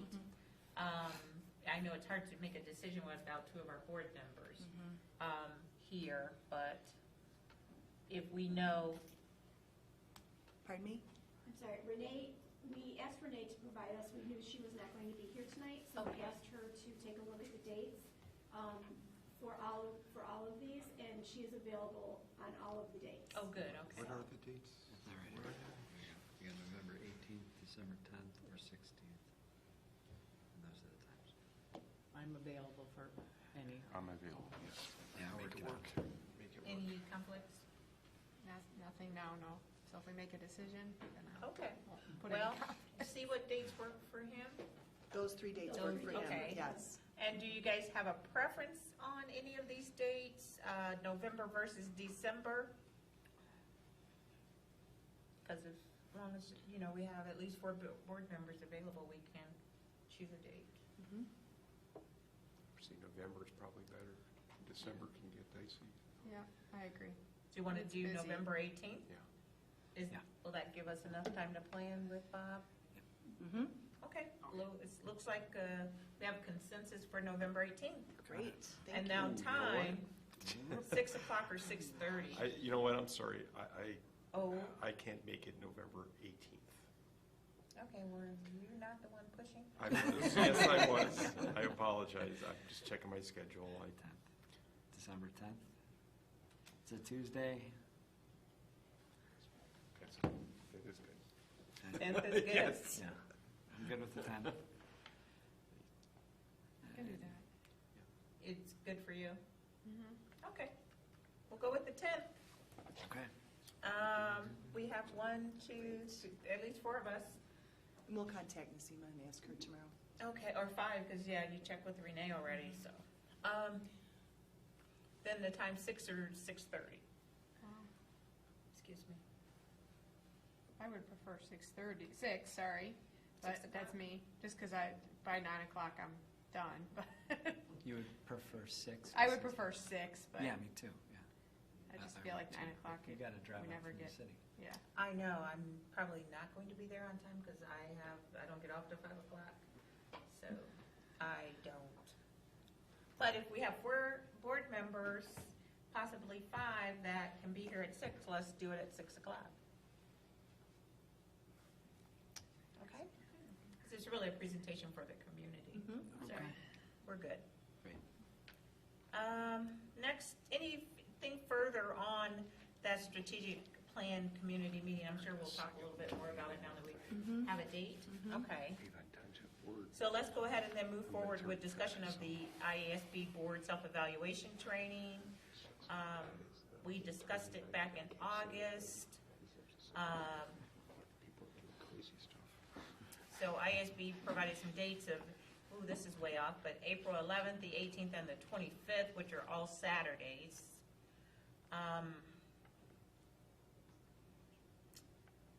I would have to definitely get my calendar for that, but. Yeah.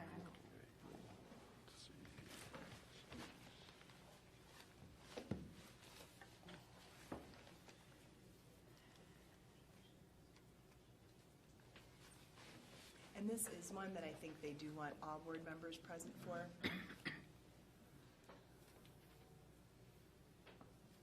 I'm pretty open in April as of right now. Me too.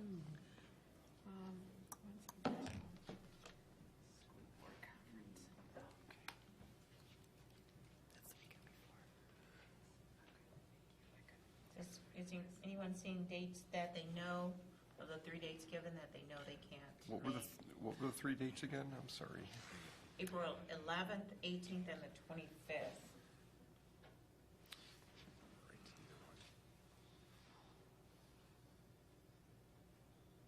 Well, okay. The 12th is Easter Sunday. I mean, Yeah, that might have to, you'd be out of town. yeah.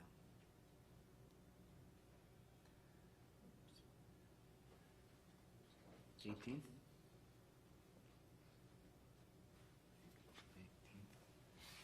18? Yeah, What time would that be at? all day, Starting when? Joe, I'm not sure if it's all day or half day. half day, I believe it's a half day. And where is that at? 12 hours long. I think, is it here? It's here, It's here. half day here, and usually in the morning. 9 a.m., okay.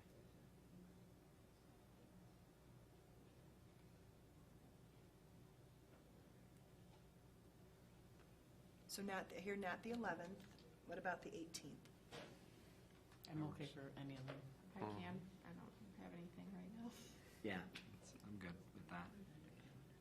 Okay. Or would you prefer the 25th?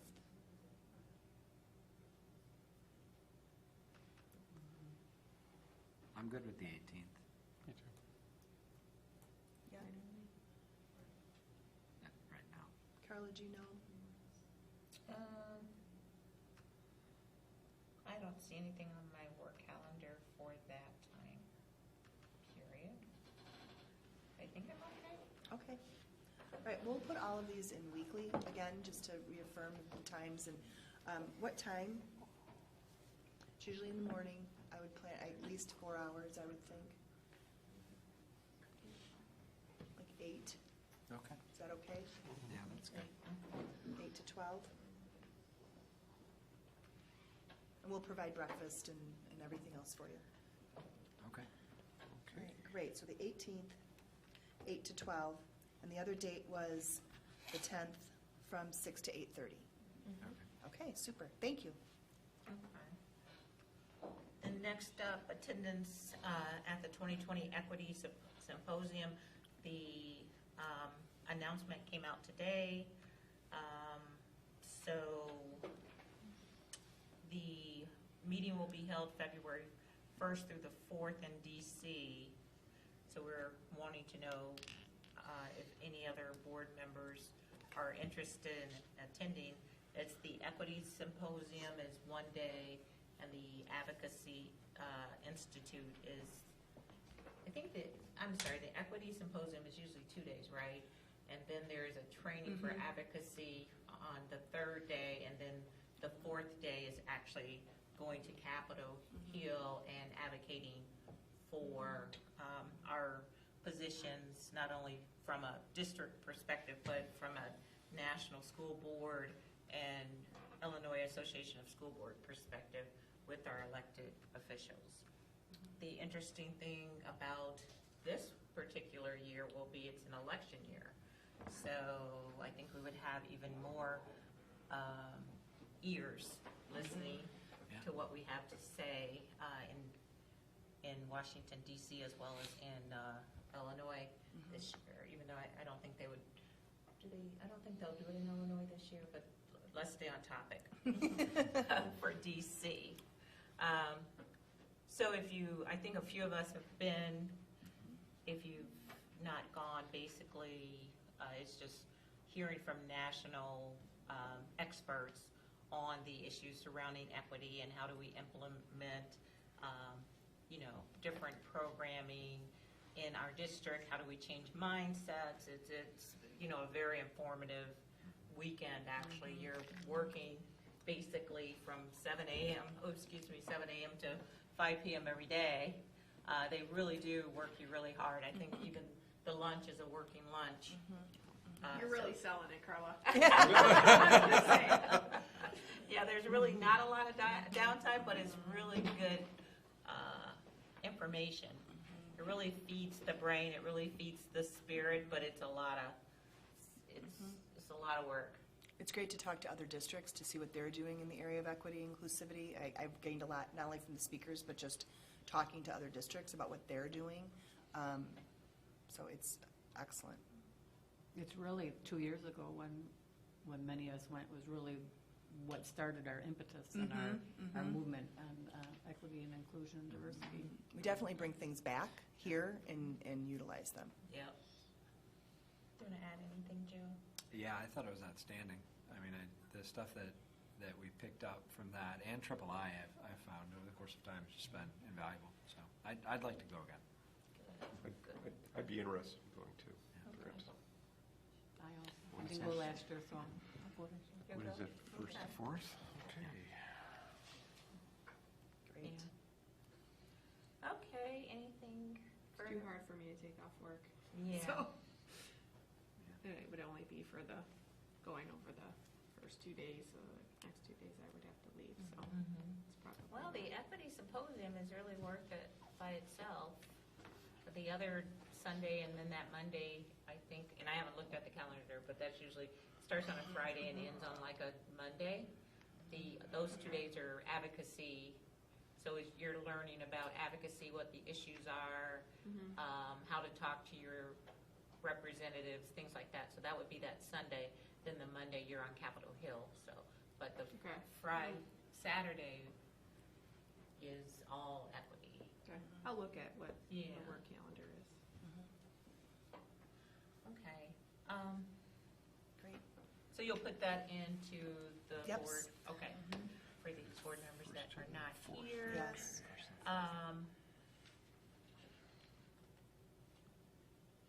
So discussion of the ISB recognition, governance, school board governance recognition.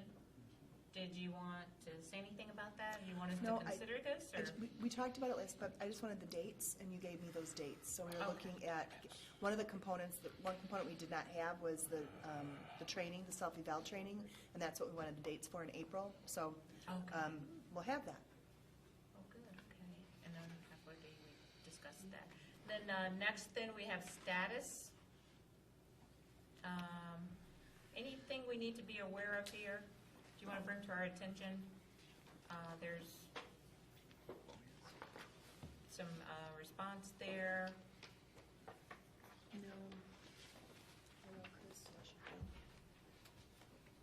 No, we had one correspondence that we've spoken to the parent and answered.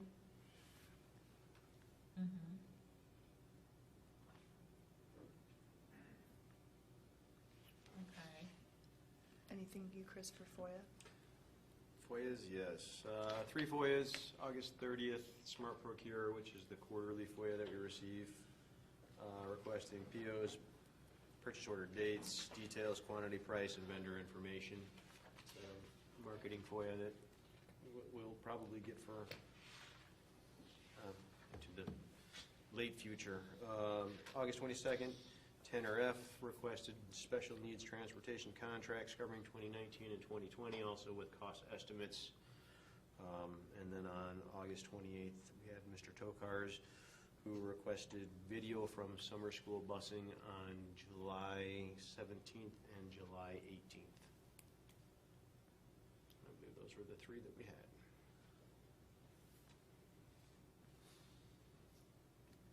Okay.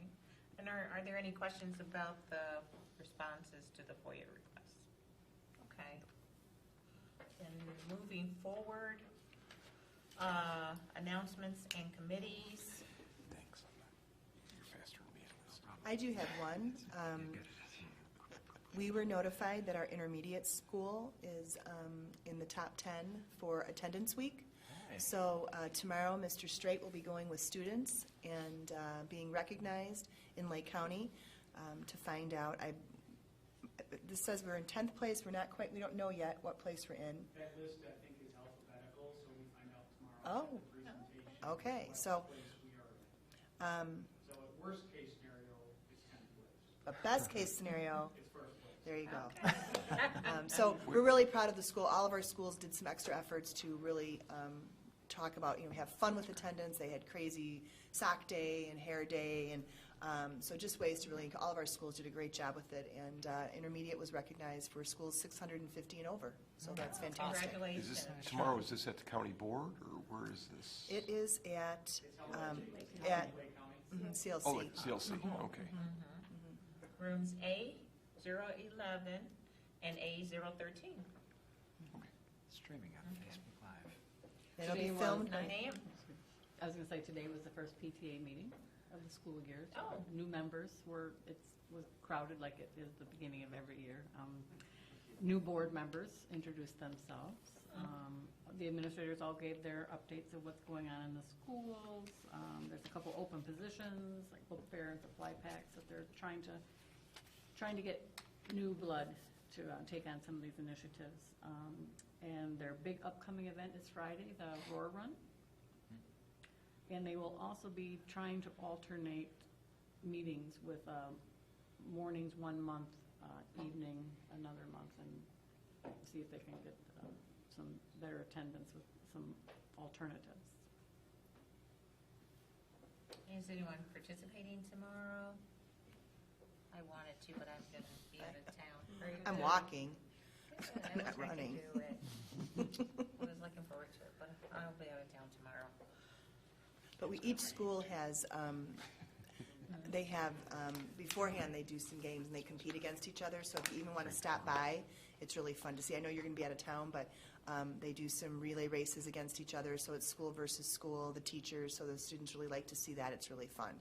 So they have some other things going on there. We've got some local vendors coming in. But if you get a chance, even if you don't want to walk or run or do anything, if you just want to stop by the middle school and check it out, rain or shine, it's going to happen.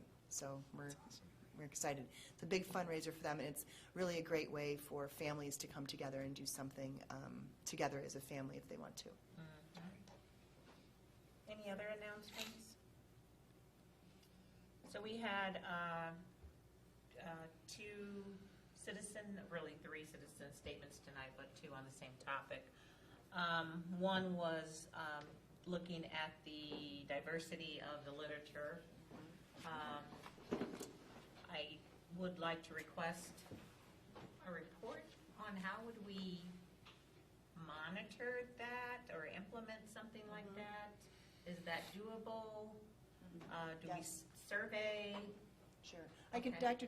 Thomas and I will work together on that, and Mrs. Okay. Drake. Okay, cool. And then the other one was on the ethylene oxide emissions. And just wondering if we can do some research on that idea of adding filters into the school? Air filtration Air systems. filters? Would like to have some more understanding on some of the numbers that they threw around. 0.002. Yeah.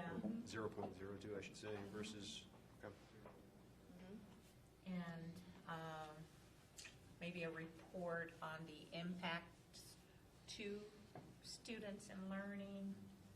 I know there's a meeting October 2nd on ethylene oxide. It's going to be a large community meeting. I'll probably go, so I'll represent the board if no one else is going to be there.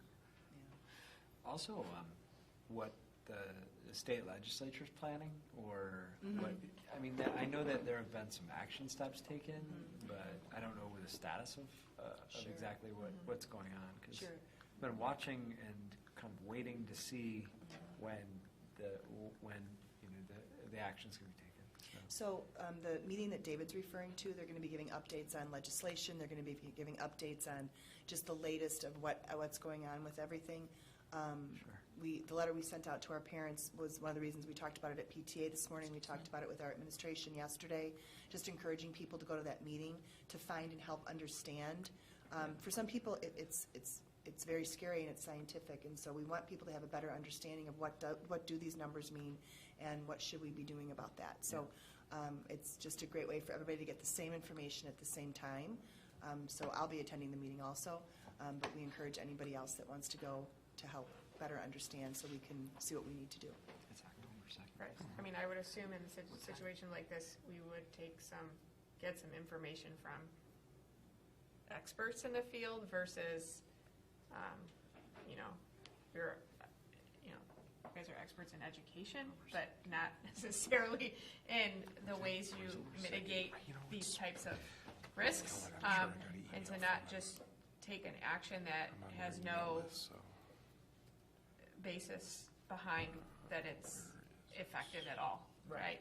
So that's what I just want to make sure we're being diligent in knowing what we're doing, not just responding because it sounded good, but there's really no basis for